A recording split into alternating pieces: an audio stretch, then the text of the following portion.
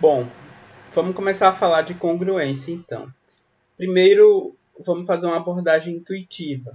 Então, a gente vê aí que intuitivamente duas figuras planas são congruentes se uma pode ser sobreposta à outra sem que se modifique suas medidas e formas.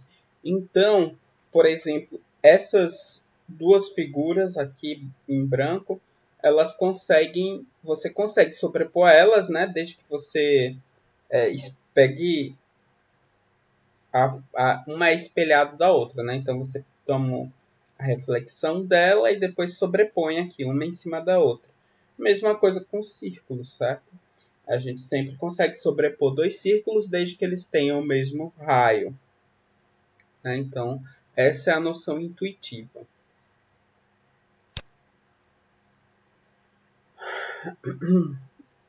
Então, para a gente começar a falar de congruência de polígonos, vamos primeiro ver o que é um triângulo. Um polígono com três vértices é chamado triângulo.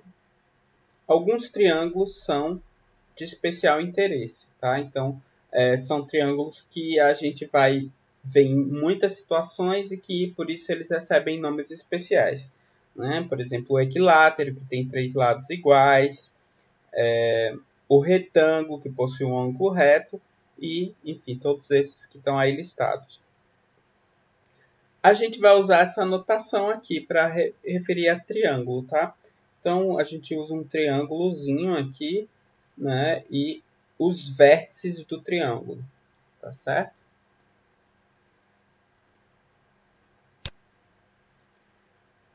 Aqui uma definição.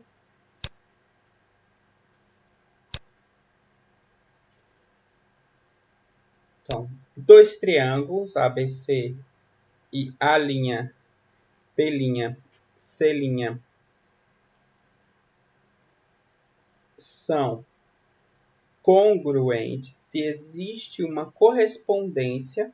Então, a gente consegue associar um ponto de um com um ponto do outro, depois um segundo ponto de um com um segundo ponto do outro e o terceiro ponto de um com o terceiro ponto do outro, de modo que os comprimentos das arestas ou dos lados são preservados por essa correspondência e que os ângulos correspondentes também têm mesma medida, certo? Então, é isso que a gente entende por congruência de triângulos. É claro que se eu tenho dois triângulos congruentes dessa forma, eu consigo pegar as duas figuras desses triângulos e sobrepô-las, ok? Então, essa definição ela é consistente com a nossa ideia intuitiva de congruência, ok?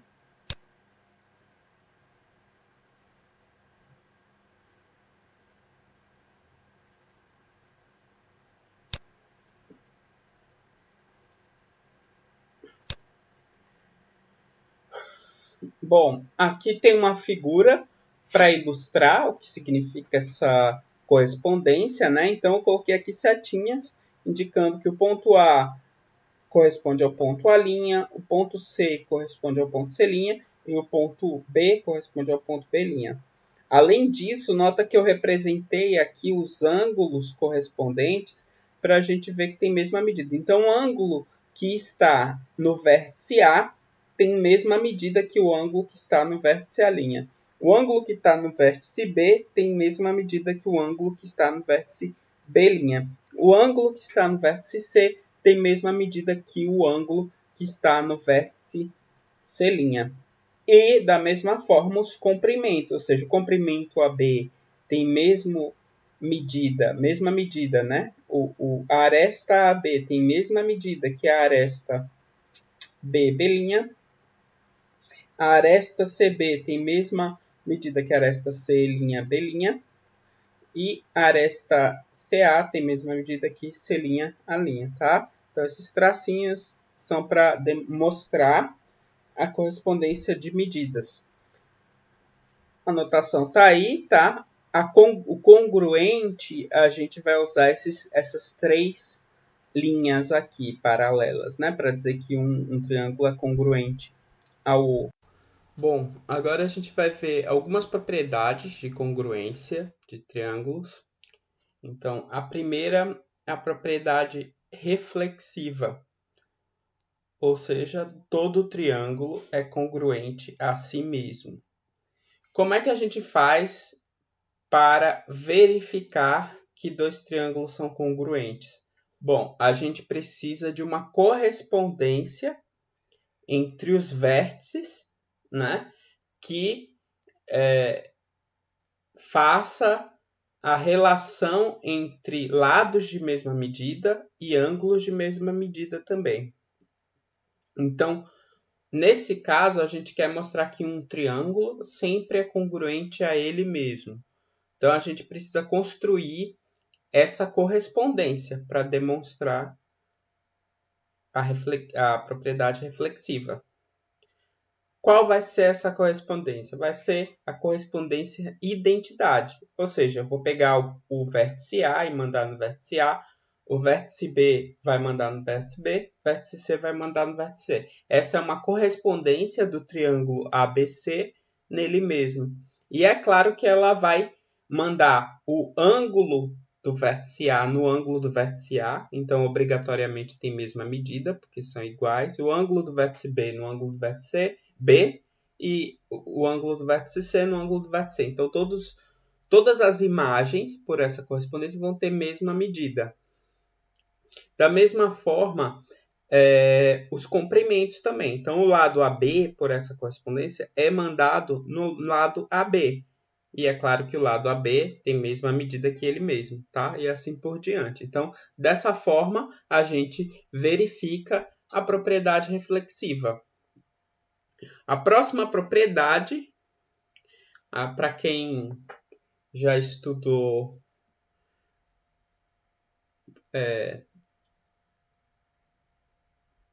equivalência, né? Vai adivinhar que é a propriedade simétrica. Então, se um triângulo um triângulo ABC é congruente a um triângulo A'B', C', então o triângulo A'B', C' é congruente ao triângulo ABC, certo? E aqui, de novo, para demonstrar a propriedade simétrica, a gente precisa encontrar uma correspondência, né, que satisfaça aquelas propriedades de congruência. Como é dado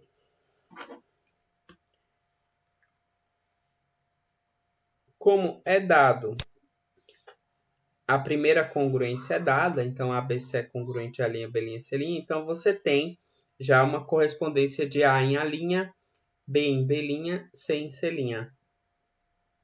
certo?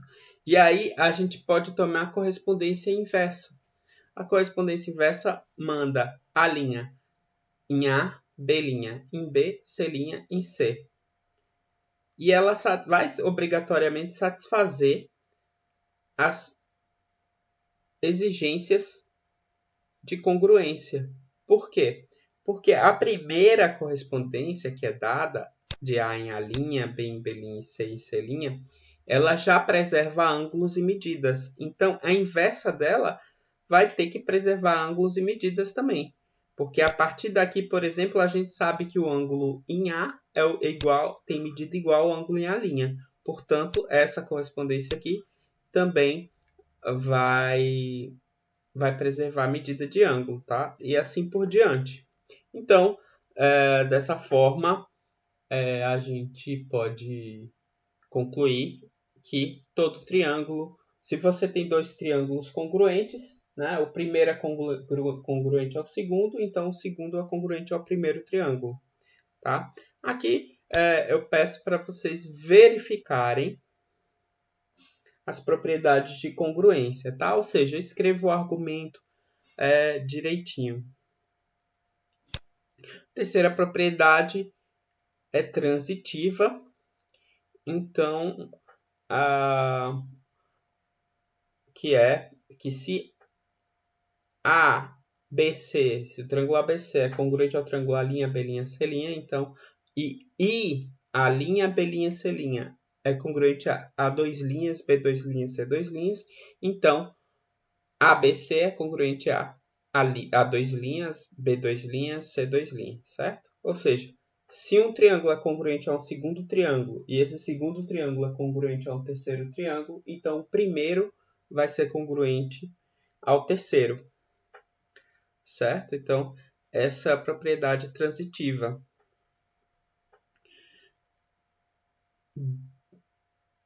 Então, aqui, bom, basta tomar a composta das duas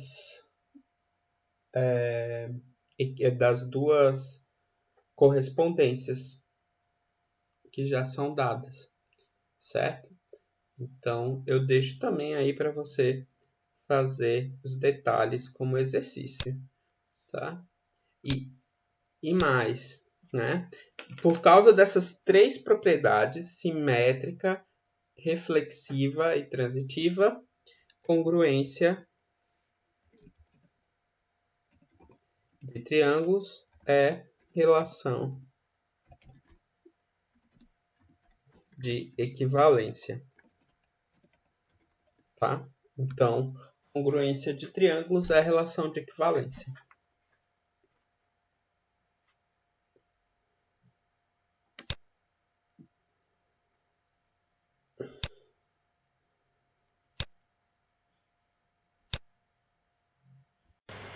E uma vez que a gente já conhece algumas propriedades fundamentais de congruência, vamos ver como é que a gente pode lidar com a noção de congruência de triângulo na prática. Então, a gente aqui vai estudar alguns casos importantes de congruência de triângulos. Então, o primeiro caso é o que a gente conhece como LAL, né? O LAL, que a gente vai colocar ele aqui como um postulado. Então, se dois triângulos A, B, C e D, E, F são tais que o lado AB tem mesma medida de DE e o lado AC tem mesma medida que DF, além disso, o ângulo compreendido tem mesma medida, ou seja, o ângulo em A é igual ao ângulo em D, então os dois triângulos são congruentes. Eu vou aqui fazer um esboço para a gente entender o que esse postulado está dizendo.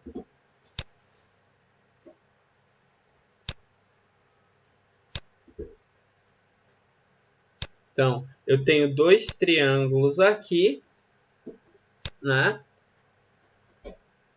E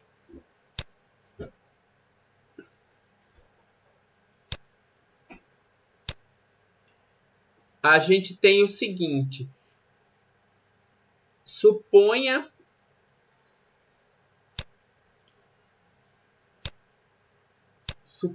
que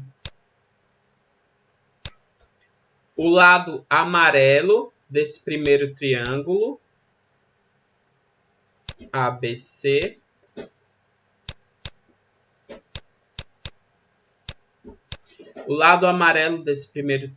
tem mesma medida que o lado amarelo desse outro triângulo.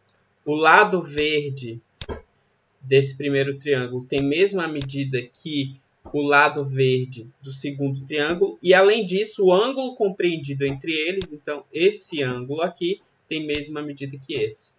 Então, os dois triângulos são congruentes, ou seja, tem os lados correspondentes de mesma medida e os ângulos correspondentes de mesma medida também.